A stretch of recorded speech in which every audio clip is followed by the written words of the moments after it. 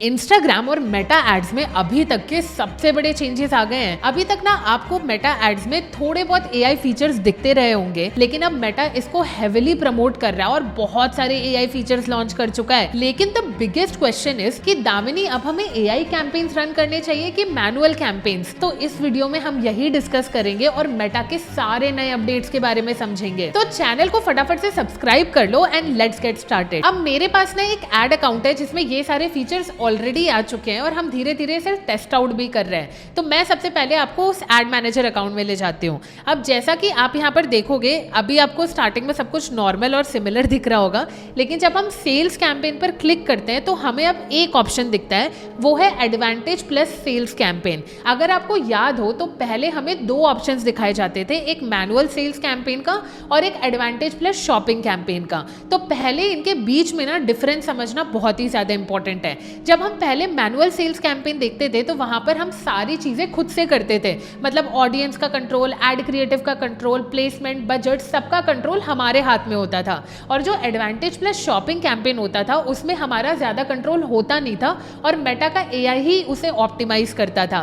लेकिन अब ये जो नया फीचर आया है जहां पर आपको सिर्फ एक ऑप्शन दिख रहा है एडवांटेज प्लस सेल्स कैंपेन का, वहां पर ये दोनों चीजों को मर्ज कर दिया गया है। मतलब आपको यहाँ पर मैनुअल फीचर्स तो मिलेंगे ही मिलेंगे, साथ में मेटा आपके कैंपेन्स को भी ऑप्टिमाइज करता जाएगा। तो इसका ना बहुत ही सिंपल सा मतलब है, आप इसी के अंदर मैनुअल सेटिंग्स भी कर सकते हो और एडवांटेज प्लस सेटिंग्स भी कर सकते हो। बेसिकली मेटा ने ये प्रोसेस सबके लिए थोड़ा और ज्यादा आसान बना दिया है। अब जैसे ही हम ये एडवांटेज प्लस सेल्स कैंपेन पर क्लिक करते हैं ना, तो आप देखोगे आपको यहाँ पर 3 लेवल दिखते हैं, जैसे आपको मैनुअल सेल्स कैंपेन में दिखते थे, campaign level, ad set level और एड लेवल। लेकिन एडवांटेज प्लस शॉपिंग कैंपेन जब आप यूज करते होगे तो वहां पर आपको ये ऑप्शंस नहीं मिलते थे।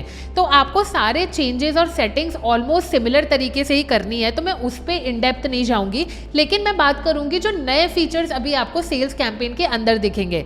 सबसे पहले आप देखो कि आपको ना राइट साइड में ऑप्टिमाइजेशन स्कोर का एक ऑप्शन दिखता है। अब ऑप्टिमाइजेशन स्कोर का ना बहुत बेसिक सा मतलब है कि मेटा का एआई आपके कैंपेन स्ट्रक्चर को एनालाइज करके आपको एक स्कोर देता है। अगर आपने बहुत बेसिक सी चीज़ें जैसे headline, description, audience targeting, location, ये सारी चीज़ें भी कर रखी है ना, तो आपको नॉर्मल 88 स्कोर मिल जाता है। लेकिन जब आप उन ऐड को लॉन्च कर देते हो ना, तो 2 से 3 दिन के अंदर ही आपका ऑप्टिमाइजेशन स्कोर डिफर करने लगता है और उसके बाद मेटा का एआई आपको सजेस्ट करता है कि आपको क्या चेंजेस करने की ज़रूरत है।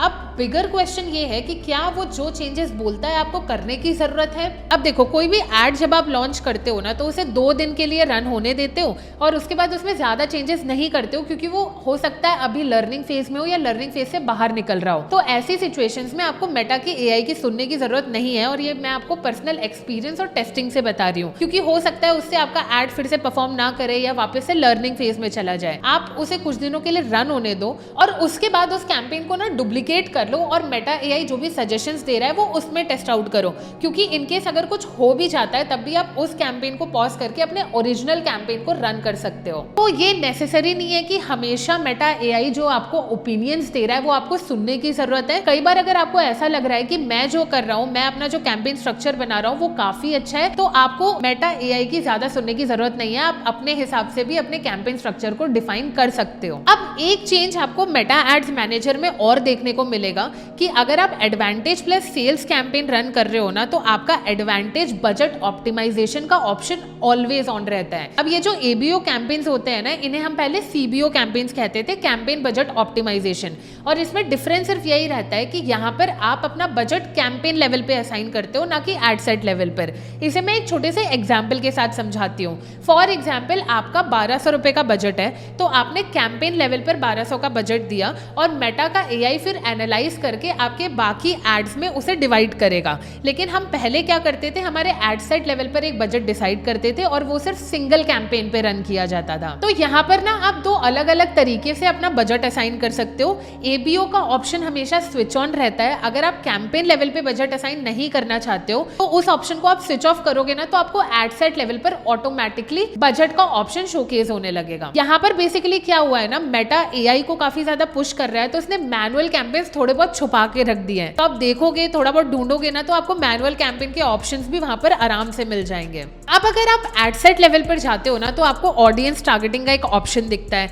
ऑडियंस टारगेटिंग में यहाँ पर आपको मैनुअल कैंपेन्स और एडवांटेज प्लस शॉपिंग कैंपेन्स दोनों के फीचर्स मिलने लगे हैं। और अभी क्या हो रहा है, अगर आप एडवांटेज प्लस कैंपेन्स रन करना चाहते हो तो मेटा कह रहा है कि आप ब्रॉड टारगेटिंग ही यूज करो, क्योंकि इससे मेटा और अच्छे से एनालाइज कर पाएगा कि कौन सी ऑडियंस को आपका एड शोकेस करना है। लेकिन ऑन द अदर हैंड अगर आप मैनुअल भी यूज करना चाहते हो तो आपको ऑडियंस के सेक्शन पे कंट्रोल का ऑप्शन दिखता है, उस पर आप क्लिक करोगे तो आप अपने हिसाब से अपनी ऑडियंस क्रिएट कर सकते हो। लोकेशन, ऑडियंस के इंटरेस्ट, एज ग्रुप, सारी चीजें अपने हिसाब से चेंज कर सकते हो। मतलब आप दोनों ऑप्शंस एक ही कैंपेन के अंदर यूज कर सकते हो। अब ना हम अपने सबसे बिगेस्ट क्वेश्चन का आंसर करते हैं कि हमें एआई कैंपेन्स अब यूज करने चाहिए कि मैनुअल कैंपेन्स। इसे मैं आपको दो चीजों में डिवाइड करके बहुत अच्छे से समझाती हूँ। सबसे पहले, अगर आपके पास एआई कैंपेन्स के फीचर अवेलेबल हैं तो आई वुड सजेस्ट कि आप मैनुअल एआई दोनों कैंपेन्स को टेस्ट आउट करो। एक हफ्ते बाद दोनों के रिजल्ट एनालाइज करो और जो भी आपको अच्छी परफॉर्मेंस दे रहा है उसको यूज करना स्टार्ट करो। और नंबर 2, अगर आपने मेटा को काफ़ी अच्छा डेटा फीड कर रखा है, इसी के साथ साथ आपका पिक्सल मैच्योर है, आपको काफ़ी अच्छी सेल्स आ रही हैं या फिर लीड्स आ रही है और आपकी एक अच्छी ऑर्गेनिक सोशल मीडिया प्रेजेंस है, तो आप definitely AI campaigns try out कर सकते हो, क्योंकि मेटा को पता है कि आपकी ऑडियंस कौन सी है। लेकिन अगर आप एकदम फ्रेश स्टार्ट आउट कर रहे हो तो आई वुड सजेस्ट कि एआई कैंपेन्स मत यूज करो, क्योंकि इस टाइम पे मेटा को पता ही नहीं रहता है कि आपकी ऑडियंस है कौन। तो आप थोड़ी बहुत सेल्स हो जाने का या फिर लीड्स आ जाने का वेट करो और उसके बाद एआई कैंपेन्स टेस्ट आउट करो। अब देखो, एक चीज ना आपको समझने की बहुत ज्यादा जरूरत है कि मेटा कॉन्टिन्यूअसली अपने सिस्टम्स को अपडेट कर रहा है और मेटा एड्स मैनेजर काफी ज्यादा एआई ड्रिवन और ऑटोमेटेड बना रहा है। अब आपके लिए क्या काम करता है ये टोटली आपके बिजनेस पे डिपेंड करता है और आपकी एड की स्ट्रैटेजी पर डिपेंड करता है। मैंने यही सेम चीज अपने वीडियो कोर्स में और भी डिटेल्ड में समझाई है और सारी चीजें कवर की हैं। अगर आप मेटा एड सीखने के लिए काफी ज्यादा सीरियस हो तो मेरा वीडियो कोर्स लॉन्च हो चुका है, उसकी लिंक आपको मेरे डिस्क्रिप्शन में मिल जाएगी। अगर आप इन्वेस्ट करना चाहते हो तो जाके चेकआउट कर सकते हो। और अगर आपको लगता है इस वीडियो से आपको थोड़ी बहुत भी हेल्प हुई तो इस वीडियो को लाइक करो, चैनल को सब्सक्राइब करो और डिजिटल मार्केटिंग का इतना अच्छा कंटेंट मैं हमेशा लेकर आती रहूंगी।